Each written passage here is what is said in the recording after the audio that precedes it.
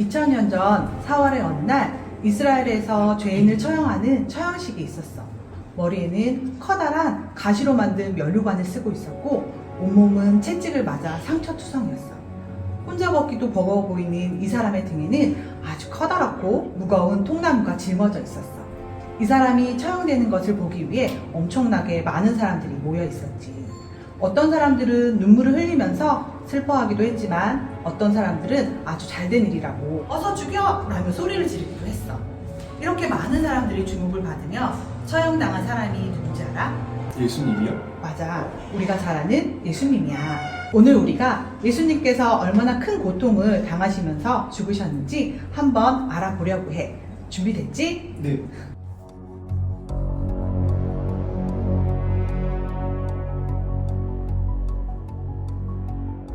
예수님은 3년 동안 하나님 나라에 대해서 가르치시고 많은 사람들을 고치시고 기적을 보여주셨어. 주일날 전사님께 배운 이야기를 기억하니? 아니, 잘 모르겠어. 나사로를 살리기도 했고 보리떡 5개와 물고기 2마리로 5,000명을 먹이시기도 했어. 대박! 그게 정말 가능해? 예수님은 3년 동안 이스라엘 여러 곳을 다니시면서 많은 사람들을 만나고 하나님 나라에 대해서 가르쳐 주셨어. 이스라엘 사람들은 자신들의 필요와 문제들을 해결해 주시는 예수님을 보고 이분이 로마의 지배로부터 이스라엘을 구원해 주실 분이라고 생각했어. 그래서 예수님의 인기가 날이 갈수록 높아지는 거야. 모든 사람들이 다 예수님을 좋아한 거야? 아니야.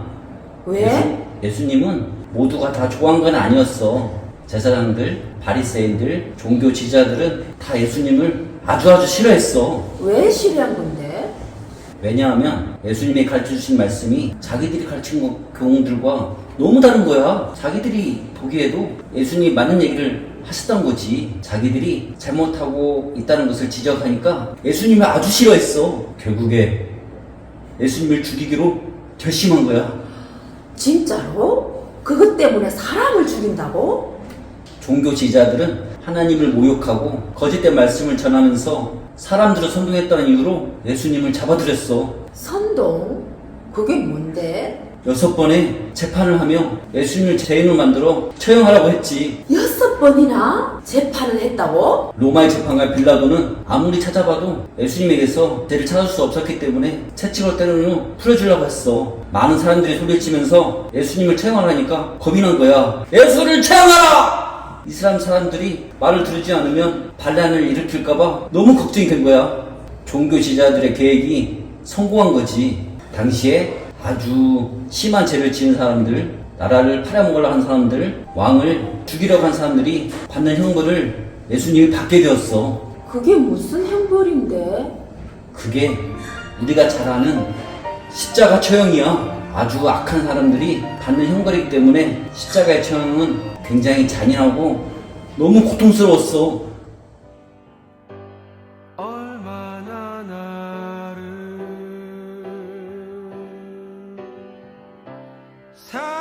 사랑하시며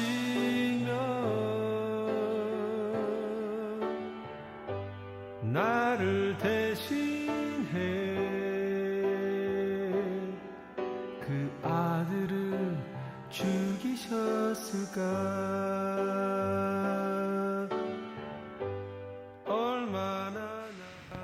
예수님은 십자가 처형 전에 채찍을 맞으셨다고 했잖아. 그런데 사실은 채찍을 맞는 것만으로도 엄청난 형벌에 속하는 거거든. 근데 채찍은 어떤 거야? 예수님이 맞으신 채찍은 전갈 채찍이라고도 하는데 그 채찍은 39가닥으로 되어 있대.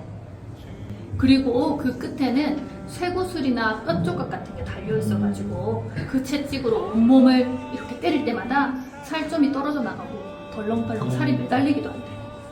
그리고 핏줄이 다 보이고 심지어는 근육이나 창자가 일부가 노출이 되기도 한대. 와, 창자가 보일 정도면 너무 잔인한 거 아니야?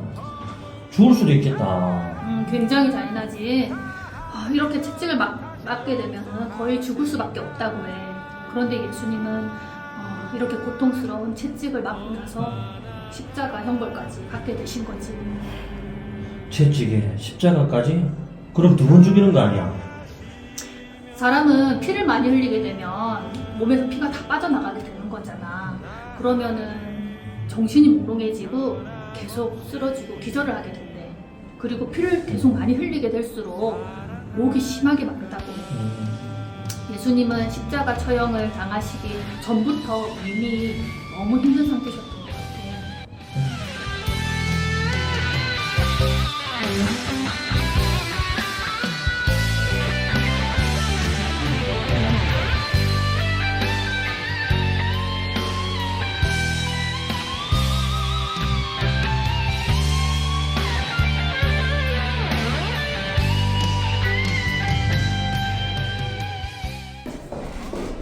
십자가에 매달리기 전에 군인들은 예수님의 양 손목에 대못을 박아 나무에 고정했대. 처형 때 쓰인 대못의 길이는 보통 5에서 7cm, 최대 12에서 18cm 정도 되는 살인용 철대못이었대. 이런 못으로 손목을 박았으니 손의 신경이 파괴되고 엄청난 고통을 느꼈겠지? 손목 부분은 중추신경이 지나가기 때문에 마치 펜치로 신경을 잡아서 비트는 것과 같은 엄청난 고통이 전해진다고 해. 양손을 나무에 박고 나면 바로 나무를 세워서 십자가를 세운다고 해. 그렇게 되면 매달려 있으니까 몸의 무게를 양손이 다 견뎌야 하는 거지. 그러면 팔이 늘어나게 되고 몸에 뼈가 어그러지고 양쪽 어깨가 완전히 탈골이 된대. 쭉 뻗은 팔과 어깨를 끌어내리는 몸무게 때문에 십자가에 매달리면 숨을 들이쉬는 게 어려워지게 된대. 그리고 온몸에 근육이 떨리는 경련 현상이 일어나게 된대. 이제 그 상태가 되면 2발에 못을 박는 거야. 이렇게 해야 몸이 완전히 십자가에 고정이 되어서 떨어지는 일이 없다고 해. 이 상태가 되면 호흡곤란이나 쇼크가 와서 심장마비로 죽게 된다고 해. 십자가 처형이 굉장히 잔인하고 고통스럽지?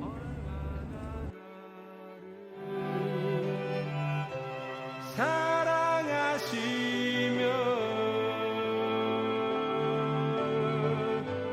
그가 나를 살리기 위해 몸 버려 죽으셨을까.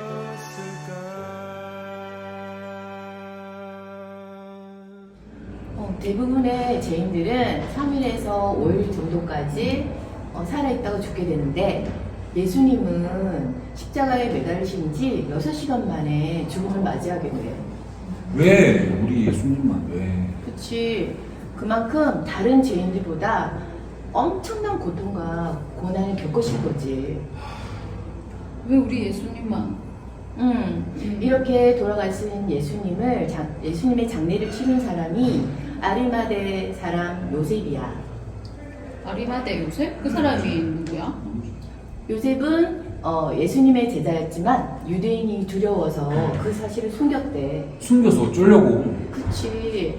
요셉은 빌라도에게 시체를 가져가게 해달라고 요청을 했고 예수님의 시체를 유대인의 장례법대로 향이 나는 물건들과 함께 세마포로 쌌대. 세마포? 세마포는 또 뭐야? 세마포가 뭐지? 그래서 시체를 가져간 거야? 예수님께 왜 구원을 받으려면 어떻게 해야 되냐고 물었던 니고데모였지. 아, 이제. 니고데모도 모략과 향품을 가져가서 예수님의 장례를 지냈다고 해. 미국에도 같이 함께 장례를 치렀구나. 요셉과 니고데모는 이렇게 어려운 상황에서도 예수님의 장례를 치러주었대. 나 같았으면 못했을 것 같아. 그렇지. 왜냐하면 제자들도 다 도망가고 없었을 뿐더러 또 죄인의 그 사형을 당한 죄인의 장례를 치룰 사람이 많지 않았겠지. 없었겠지. 그렇지. 당연히 없었을 거야. 그리고 예수님이 돌아가신 날은 금요일이야. 토요일이 되면 유대인이 일을 하지 않는 안식일이 되는 거지. 그러니까 금요일 저녁에 예수님의 장례를 다 치러야만 했었어가지고 그 시간적 여유가 없었어. 그래서 그럼 장례를 못 치른 거야? 시간이 없었겠네. 이렇게 어려운 상황이었지만 니고데모와 요셉은 유대인의 장례식에 맞게 그 시신을 세마포로 싸고 그리고 그 당시에는 바위를 깎아서 만든 무덤이 있었거든. 그 무덤에 놓은 거지. 이 큰 바위를 그치. 깎았다고? 당시의 무덤은 주로 바위를 깎아가지고 동굴을 만들고 그리고 시신을 바닥에 놓았대. 그럼 동물이 와서 시신을 먹으면 어떡해? 그래서 도둑이나 썩은 고기를 먹는 동물들로부터 시신을 보호하기 위해서 그 무덤 입구에다가 커다란 돌을 그게 놓아서 막아두었대. 와, 대단하다. 그 돌을 갖다가. 그치. 이야. 좀 무거웠기 때문에. 그래도 그나마 그렇게 막아놔서 다행이다. 그치. 이렇게 예수님은 십자가에서 엄청난 고통을 당하시고 죽음을 맞이하셨고, 하지만 얘들아, 이야기는 여기서 끝나지 않아. 빨리 다음 이야기 빨리. 궁금해? 궁금해? 어. 얼만큼 궁금해? 많이. 네, 안식일이 지난 첫날 새벽에 막달라 마리아와 그리고 다른 마리아가 예수님의 그 시신의 발을 향유를 가지고 무덤을 찾아갔어. 와. 근데 아까도 얘기했지만 분명히 입구에다가 단단히 막아두었던 돌이 옆으로 치워져 있고 무덤이 열려 있었던 거야. 열려 있었다고? 대박이지. 어떡해? 그 대박이네. 바위 문이? 누가 옮겼을까? 와. 그래서 이게 무슨 일이지? 그러면서 마리아 일행들은 당황하며 그 무덤 안에 들어가 보게 됐거든. 근데 무슨 일이 있었는지 아니? 예수님의 시신을 쌌던 그 세마포만 남아있고 예수님의 시신은 없어진 거야. 에? 시신이 없다고? 어. 그 가져간 거 본 사람도 없고? 누가 가져갔다고? 몰라 나도. 그래서 너무 당황하고 있는 마리아와 일행들은 그 안에서 흰옷을 입은 청년을 만나게 된 거야. 청년? 청년 또 누구야? 누굴까? 민국이? 누가 민국이야? 김인투 민국이? 그래서 근데 성경에서는 이 청년을 천사라고도 말해. 흰옷을 입은 이 천사가 마리아와 일행들에게 이렇게 얘기해. 너희는 십자가에서 돌아가신 예수님을 찾고 있지? 하지만 그분이 이제 여기 계시지 않아. 그 예수님은 너희에게 말씀하신 그대로 다시 살아나셨어. 그래서 마리아 일행들은 너무 기뻐했어. 너희들처럼. 야. 네. 살아나셨어. 그치? 와, 대박. 너무 다행이지. 그래서 그 마리아는 그때 당시 숨어있던 11명의 제자들을 찾아가서 이 이야기를 전해. 해줘야지. 그치. 그리고 그 후에 11명의 제자들은 부활하신 예수님을 직접 만나게 돼. 그리고 40일 동안 또 예수님과 같이 지내게 되고, 그렇게 돼서 하늘로 승천하는 예수님을 또 보게 돼요. 와. 와. 다음으로 이제 얘들아. 승천하는. 그래서 제자들은 예수님이 잡히시는 날 다 도망가고 했지만 부활하신 예수님을 만나고 난 뒤에는 목숨까지 버릴 만큼 예수님을 사랑하게 되고, 그치, 진정한 예수님의 제자가 된 거야. 와. 할렐루야. 그리고 예수님을 온 땅에 알리는 일들을 하게 된 거야. 네. 와. 와.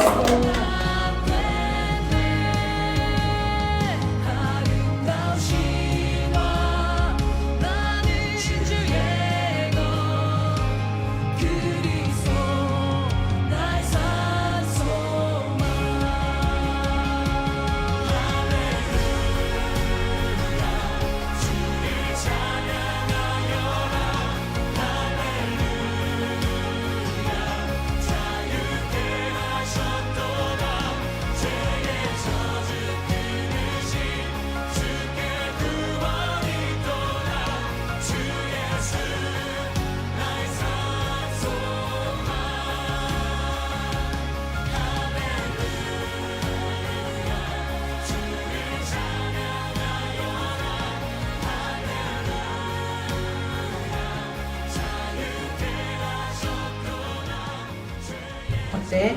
예수님께서 십자가에서 고통당하시고 부활하신 것을 우리가 어느 정도는 알고 있었지만 이렇게 자세히 들으니까 새롭지? 네. 오늘 이야기에서 가장 중요한 게 뭔지 알아? 예수님이 우리 죄를 위해서 십자가에서 죽으신 거요. 맞아. 예수님은 죄인들의 형벌을 받으셨지만 아무런 죄가 없었다는 거야. 하나님의 아들이신 예수님은 세상에서 유일하게 죄가 없는 인간이셨지. 아무 죄가 없는 예수님이 십자가에서 죽으신 이유가 뭘까?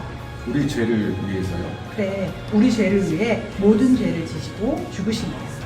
죄를 용서받기 위해서는 대가가 필요하거든. 죄의 대가는 바로 피야. 예수님이 오시기 전에 비둘기나 양을 잡아 피의 제사를 드린 것이 바로 이것 때문이야. 죄가 없는 예수님이 대신 피 흘림으로써 우리의 모든 죄를 다 씻어주셨어. 단 한 번의 피 흘림으로 영원한 제사함을 받게 된 거지. 그래서 우리는 구약시대처럼 더 이상 피의 제사를 안 드려도 되는 거야. 예수님이 나의 죄를 위해 피 흘려 죽으시고 3일 만에 부활하신 사실을 마음으로 믿고 입으로 고백하기만 하면 돼. 어때? 좋아요. 그럼 우리 십자가 이야기도 들었는데 신앙 고백 한번 같이 해볼까? 나는 나는 예수님께서 예수님께서 나의 죄를 위해 나의 죄를 위해 십자가에서 피 흘려 죽으시고 십자가에서 피 흘려 죽으시고 3일 만에 부활하신 것을 믿습니다. 3일 만에 부활하신 것을 믿습니다. 나는 예수님이 나의 구세주시며 나의 구세주시며 구원자 되심을 구원자 되심을 고백합니다. 고백합니다.